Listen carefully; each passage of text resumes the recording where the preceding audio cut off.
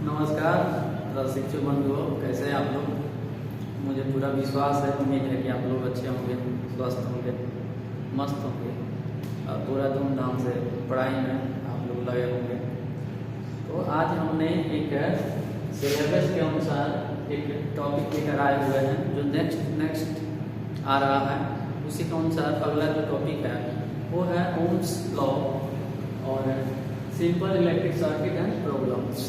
तो आने का मतलब है कि 1826 और 27 दो चीज़ें आपको मिलेगी पुस्तकों में। आप अध्ययन करेंगे तो दो चीज़ें मिलेगी आपको। ये 1826 के करीब में एक जॉर्ज साइमन ओम नाम का एक वैज्ञानिक जो है, जर्मन वैज्ञानिक है, उसने क्या किया कि विद्युत धारा, सीधे मैं टॉपिक पर आता हूँ, समय आपका ज़्यादा नहीं होगा। उसने क्या किया कि विद्युत धारा, जिसको आप इलेक्ट्रिक करंट कहते हो, उसके बाद से आप विद्युत वाहक बल, जिसको आप ईएमएफ कहते हो, इलेक्ट्रिक मोटिव फोर्स, और उसके बाद से प्रतिरोधक, इन तीनों के संबंध में एक नियम उसने प्रतिपादित किया। तो नियम है क्या? उसने कहा कि नियत भौतिक परिस्थिति। अब नियत भौतिक परिस्थिति क्या हो सकती है? नियत भौतिक परिस्थिति वह है जिसमें वहाँ के वातावरण का ताप सामान्य हो, दाब सामान्य हो और उसका वस्तु का आयतन भी सामान्य हो। तो आप समझो कि दाब क्या है। किसी भी एकांक क्षेत्रफल पर जो बल पड़ता है, दबाव पड़ता है बाबू, उसे हम दाब कहते हैं। जैसे मान लो कि मेरा ये हथेली है और इस पर इससे हमने जितना दबाव दिया, जितनी बल लगाया और जितनी क्षेत्रफल पर ये बल पड़ा, वही इस वस्तु पर पड़ने वाला दाब है। इसको हम दाब बोलेंगे। ताप क्या है? कोई भी वस्तु जितनी गर्माहट है या कितनी ठंडी है, उसको हमने दर्शाना शुरू करेंगे तो उस वस्तु का नियत ताप है। तो नियत ताप क्या हो सकती है? स्टेटस, तो जो स्थिर है। तो दो चीजें स्थिर हो गई, दाब और ताप। आयतन क्या हो गया? तो कोई भी वस्तु जितनी स्थान को प्राकृतिक में घेरती है उस वस्तु का आयतन हो गया। जैसे जल में भी ईटा जितनी स्थान घेरता है उतना जल बाहर बाल्टी से गिर जाता है, तो उसका आयतन हो गया। एक बैलून में हवा हम जितना भरते हैं और जितना स्थान घेरता है उसका आयतन हो गया। तो इन तीनों अगर निश्चित है तब एक इलेक्ट्रिक परिपथ में यानी सर्किट में विद्युत धारा के प्रवाहित करने से, ठीक है, जो उसका सामान्य चीजें आएंगी उसको हम ओम्स के नियम में जानेंगे। तो उसने क्या किया तीनों के संबंध स्थापित करने के लिए? तो सबसे पहले हम यहाँ थोड़ा सा समझ लेते हैं। जैसे इलेक्ट्रिक करंट को हम लोग नॉर्मली संकेतिक रूप में लिखते कैसे हैं? तो इसको दर्शाने का काम जो हम कैपिटल आई से करते हैं और इसका मात्रक जो है एम्पियर है, जिसको ए से दर्शाते हैं, ठीक है। तो इस प्रकार की चीज है। और उसके बाद से आपको विद्युत वाहक बल जो होता है ईएमएफ, इलेक्ट्रोमोटिव फोर्स, इसको हम लोग नॉर्मली जो है ईएमएफ से दर्शाते हैं। और इसका जो मात्रक होता है ना, ये आपको वोल्टेज होता है। तो वोल्टेज को हम लोगों ने V से दर्शाना शुरू किया। उसके बाद प्रतिरोध जो है नॉर्मली रेजिस्टेंस होता है, जिसको R से हम दर्शाते हैं और इसका मात्रक क्या होता है? ओम होता है। क्यों होता है?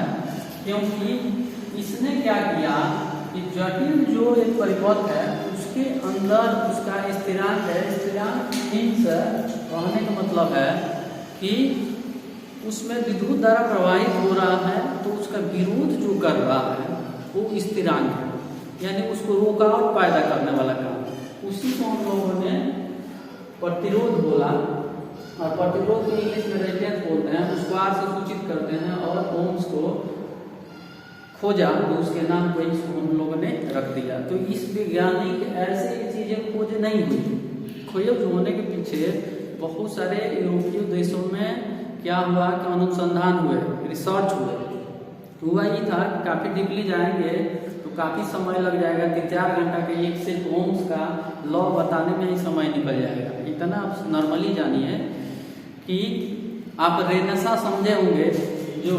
लगभग आपको 14वीं शताब्दी में आपको देखने को मिलेगी, जिसको पुनर्जागरण बोलते हैं।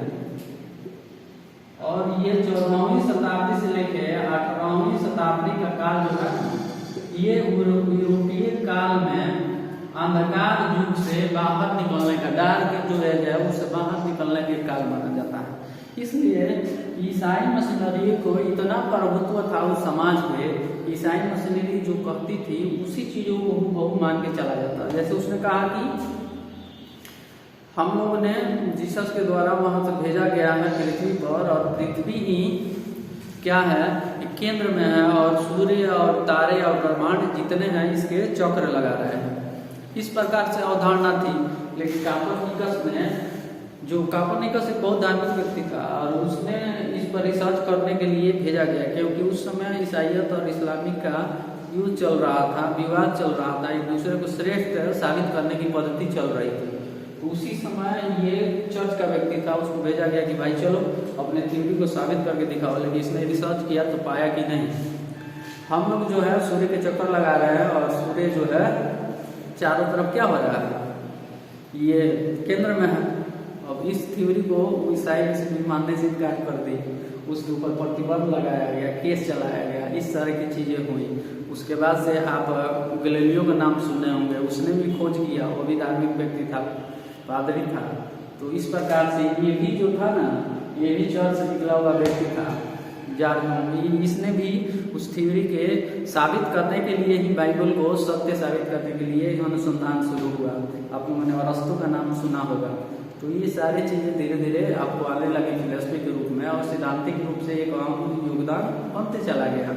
तो वहाँ से डायरेक्ट युग से निकल गया और एक नया युग में प्रवेश किया। तो हम बता रहे हैं आपसे कि इसने कहा क्या, इसने कहा कि एक बद्ध परिपथ में जिसका भौतिक अवस्था नियत हो, दाब ताप और आयतन नियत हो, तो उसमें से अगर हम विद्युत धारा प्रवाहित करते हैं, ठीक है, तो उस विद्युत धारा का मान जो होगा ना, उसमें से आरोपित जो वोल्टेज है उसके समानुपाती होगा। अब कहने का मतलब क्या है, तो कहने का मतलब है कि वहां से कैसे समानुपाती होता है, इस चीज को समझिए। जैसे सर्किट क्या है, परिपथ क्या है सर्किट, तो सर्किट जो है एक है बंद परिपथ, विद्युत धारा को प्रवाहित करने के लिए, ठीक है, तैयार किया गया बंद सुव्यवस्थित मार्ग जो है वो परिपथ कहलाता है, ठीक है। तो उसमें कोई भी कटार क्षेत्रफल का हो सकता है, चौड़ा हो सकता है, गोलाकार हो सकता है, तो ये चीजें आ सकती है। तो बोलता है कि एक सर्किट के अंदर जब विद्युत धारा हम आई प्रवाहित करते हैं, ठीक है, तो इसमें से आरोपित जो वोल्टेज है V, ये जो है आई के समानुपाती होता है। अब इस चीजों को दर्शाने के लिए थोड़ा सा हम डीपली में चलते हैं तो आप समझेंगे। बताया कि आई जो होता है वो V के समानुपाती होता है। चलो भाई, आई जो है वो V के क्या है, समानुपाती है। एक तरह से हम इसको लिखें तो यहाँ पर एक स्थिरांक की तरह हमको इंगित करता है। एक चार्ट के माध्यम से मैं समझाता हूँ। इसको ऐसे हम चार्ट बना लेते हैं छोटा सा, या इसको ऐसे भी हम दर्शा सकते थे, लेकिन इसमें दर्शाने से थोड़ा आप लोगों को समझ में नहीं आएगा, तो इसको हम रहने देते हैं। पहले इसी से समझते हैं, एक त्रिभुज की मदद से, फिर हमको समझ में आ जाएगा। तो होता क्या है, ऊपर का जो चीजें हैं वोल्टेज, विद्युतवाहक बल को दर्शाने के लिए, ये जो है इस दोनों से इसमें भाग देने की एक प्रक्रिया है। ये दोनों है V के नीचे जो है ये गुणा के रूप में सूचित यहाँ पर होता है। जैसे अगर हम V का मान इसमें ज्ञात करना चाहें V बराबर क्या हो जाएगा, तो V को ढक देंगे तो हमको क्या मिलेगा, तो बाबू यहाँ पर ध्यान से देखने से V गुणे क्या मिलेगा, I मिलेगा, V गुणे R मिलेगा, सॉरी। उसके बाद से अगर हम I को निकालेंगे तो क्या हो जाएगा, अब जैसे ही हम I को ढक देंगे तो क्या हो जाएगा, V बटा R हो जाएगा यहाँ पर। उसके बाद से आगे की जो निकालना होगा R को, तो जैसे हम R को ढकेंगे तो क्या हो जाएगा, V बटा I हो जाएगा। तो ये तीन चीजें इसमें बहुत मायने रखता है और यही तीन संबंध उसने बताया हुआ है। अब हम प्रॉब्लम में आएंगे जिसमें हम बताएंगे कि एक सर्किट के अंदर क्या क्या समस्या होगी। समस्या क्या हो सकता है नॉर्मली, तो मान लो कि किसी सर्किट में आपको वोल्टेज दिया है, 5 वोल्ट दे दिया है और आपको I का मान भी दे दिया है 2 एम्पियर, लेकिन R का मान जो है नहीं दिया है। इस प्रकार की समस्या आएगा, या कहीं R का मान दिया हुआ है रेजिस्टेंस का, I का मान दिया हुआ है लेकिन V का मान नहीं दिया है, कहीं पर I का मान नहीं दिया और सिर्फ V और R का मान दिया हुआ है। तो यही जो है एक सिंपल इलेक्ट्रिक सर्किट में आता है और उस सर्किट में जो प्रॉब्लम्स हैं इसी के अंतर्गत आते हैं। इसमें हम 4-5 प्रश्न आपके सामने लाएंगे जिससे आपका अभी डाउट क्लियर हो जाएगा और इस प्रॉब्लम का सॉल्व भी हम लोग इसी फॉर्मूला को करेंगे, जिसमें ओम से मैं बताया कि किसी बंद विद्युतीय परिपथ का अगर दाब आयतन नियत हो तो उसमें से प्रवाहित होने वाली विद्युत धारा उसके आरोपित वोल्टेज के समानुपाती होती है। तो इससे अभी हम लोग सीध करके देखेंगे। तो हम अब समस्या में आते हैं कि इलेक्ट्रिक सर्किट में समस्या क्या हो सकती है।